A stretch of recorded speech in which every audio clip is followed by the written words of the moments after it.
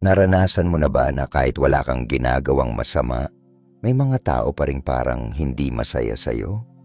Kahit simpleng tagumpay lang o kahit katahimikan mo, bigla na lang silang nagiging malamig o naiirita. Mga kaibigan, iyan ang tinatawag na inggit. At sa video na ito, pag-uusapan natin ang 5 bagay na madalas na pinag-iinggitan ng tao sa'yo at kung paano ito tinitingnan ng mga Stoic philosophers. 1. Ang tahimik mong kumpiyansa. Maraming tao ang nauuhaw sa validation. Kailangan nilang ipakita sa mundo ang bawat kilos nila, mula sa bagong sapatos hanggang sa bagong achievement. Pero ikaw, hindi mo kailangan ng ganoon.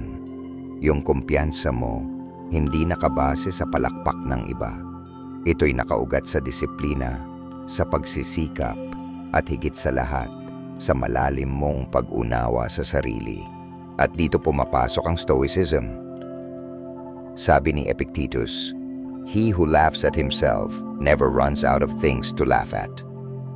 Ibig sabihin, kapag kaya mong tanggapin ang sarili mo, kahit ano pa ang sabihin ng iba, nagiging malaya ka. Ito ang confidence na hindi madaling mabuwag. Ngayon, bakit naiinggit ang tao dito? Kasi karamihan ng tao, akala nila ang kumpiyansa ay nakukuha sa material things o sa pag-angat ng status.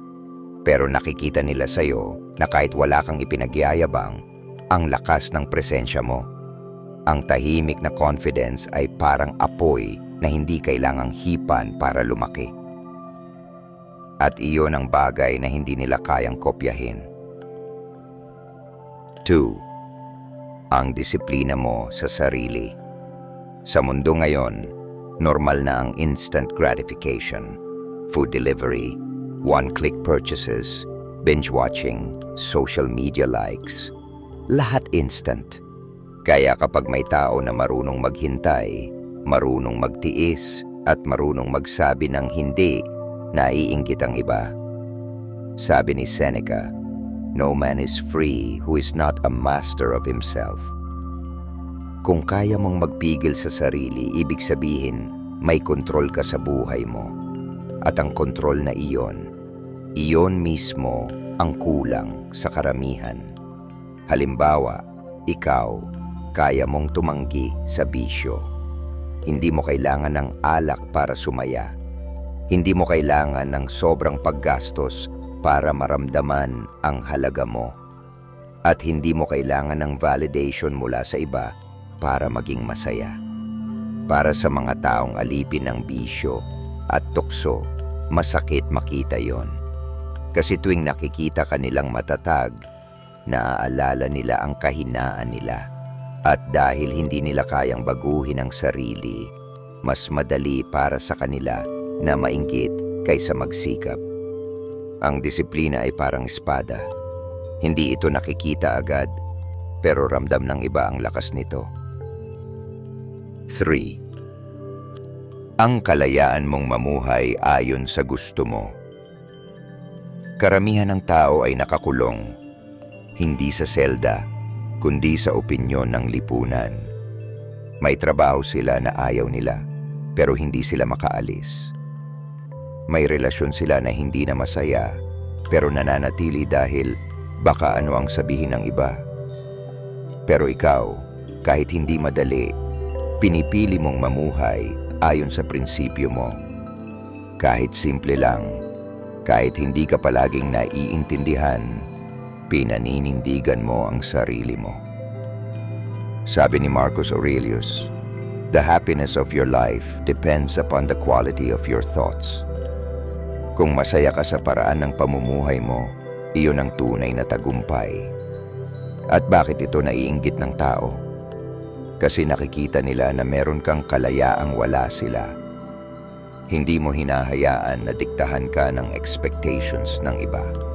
At dahil wala silang lakas ng loob na gawin ang ginagawa mo, ang natural nilang reaksyon ay inggit. Ang kalayaan ay hindi palaging tungkol sa pera o resources. Madalas, ito'y tungkol sa mindset. At kapag malaya ang isip mo, kahit saan ka dalhin ng buhay, panatag ka. 4. Ang kakayahan mong maging payapa kahit magulo ang mundo. Sa gitna ng ingay ng mundo, ang pinakabihirang kayamanan ay inner peace. Maraming tao ang hindi makatulog dahil iniisip nila ang opinyon ng iba. Maraming tao ang laging nagmamadali, parang may hinahabol, pero hindi nila alam kung ano iyon. Ngunit ikaw, kahit hindi perpekto ang buhay mo, marunong kang huminga. Marunong kang tanggapin na may mga bagay na wala sa kontrol mo. At ito mismo ang itinuro ng Stoics. Some things are up to us, and some things are not. Kapag kaya mong tanggapin ang hindi mo kontrolado, hindi ka basta natitinag. At yun ang dahilan kung bakit naiinggit ang iba. Kasi sila, alipin ng emosyon. Konting problema, bagsak agad ang mundo nila. Pero ikaw, kahit may bagyo, steady ka lang. At kapag may taong hindi makuha ang kalmadong iyan, ang susunod na emosyon nila ay inggit. Tandaan mo, ang payapa mong isip ay parang salamin. Kapag tumingin sila rito, nakikita nila ang sarili nilang kaguluhan. 5. Ang natural mong presensya at aura. Hindi lahat ng bagay nakikita. Minsan nararamdaman lang. At iyan ang tinatawag na aura o presensya. Kapag pumasok ka sa isang silid, hindi mo kailangang magyabang. Pero napapansin ka, hindi dahil sa itsura lang, kundi dahil sa karakter na dala mo. Sabi ni Zano, man conquers the world by conquering himself. At iyan ang dahilan kung bakit malakas ang dating mo. Hindi ka madaling masway ng ingay ng mundo at ang mga taong walang ganoong pundasyon ay naiinggit. Nakikita nila na may tibay ka na hindi basta-basta matinag, may dignidad ka na hindi nabibili, at may presensya kang hindi nadadaan sa pekeng pagpapakitang gilas. Ang aura mo ay resulta ng lahat ng pinagdaanan mo, lahat ng luha, lahat ng disiplina, lahat ng paninindigan. At iyon ang bagay na hindi nila makukuha kahit kopyahin ka nila. Mga kaibigan, tandaan natin. Ang inggit ay hindi palatandaan na mali ka, kundi madalas ay palatandaan na may tama kang ginagawa. Kapag walang inggit, baka wala ka ring ginagawang kakaiba. Kapag wala kang naiistorbo, baka ibig sabihin wala ka ring inilalabas na liwanag. Sabi ni Seneca, as long as you live, keep learning how to live. Kapag pinili mong mamuhay ng totoo, na hindi nakabase sa pamantayan ng iba, lagi at lagi kang may taong hindi matutuwa sa iyo. Pero huwag mong hayaang ang galit o inggit nila ang maging guru mo. Hayaan mong ang iyong sariling prinsipyo ang humubog ng landas mo. Isipin mo, ang taong naiinggit sa iyo ay hindi galit dahil masama kang tao, kundi dahil nakikita nila sa iyo ang bagay na sila mismo ay gustong makuha. Nakikita nila ang disiplina na wala sila, ang katahimikan na hindi nila maabot, ang kalayaan na hindi nila kayang isugal, at ang kumpiyansang hindi nila kayang bilhin. Sa madaling salita, ang inggit nila ay hindi laban sa iyo, kundi laban sa sarili nilang kakulangan. Dito pumapasok ang aral ng Stoicism.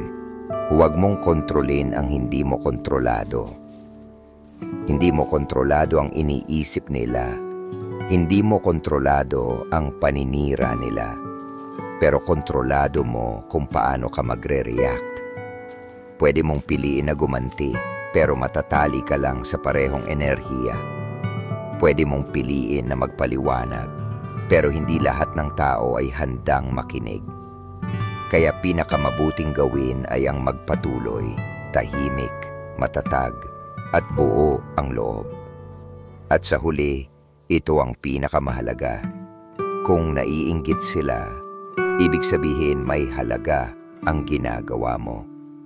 Kung naiinggit sila, ibig sabihin, naiiba ka. At kung naiinggit sila, ibig sabihin meron kang bagay na hindi matutumbasan ng ingay nila. Kaya huwag mong sukatin ang sarili mo base sa kung sino ang bumabatikos. Sukatin mo ito base sa kung gaano ka katapat sa iyong sariling prinsipyo. Dahil sa dulo ng lahat, hindi opinyon nila ang huhusga sa buhay mo. Ikaw mismo. Sabi nga ni Marcus Aurelius, "The best revenge is not to be like your enemy." Kaya huwag mong hayaan na ang inggit nila ay magbago ng puso mo. Manatili kang totoo, manatili kang disiplinado, manatili kang payapa, at higit sa lahat manatili kang ikaw. Dahil iyon ang bagay na hindi kayang agawin ninyo man. Kung may natutunan ka sa video na ito, huwag mong kalimutang i-like at i-share para mas marami pang tao ang makaalam ng mga prinsipyong ito. Mag-subscribe ka na rin para hindi ka mahuli sa mga susunod nating talakayan tungkol sa stoicism, self-mastery at tunay na kalakasan ng loob. At tandaan, kapag naiinggit sila sa iyo, ibig sabihin may liwanag kang dala na wala sila. Huwag mong hayaan na ang inggit ng iba ang pumigil sa paglalakbay mo. Dahil ang tunay na stoic, hindi nagpapadala sa ingay ng mundo, kundi nakikinig lamang sa boses ng kanyang konsensya.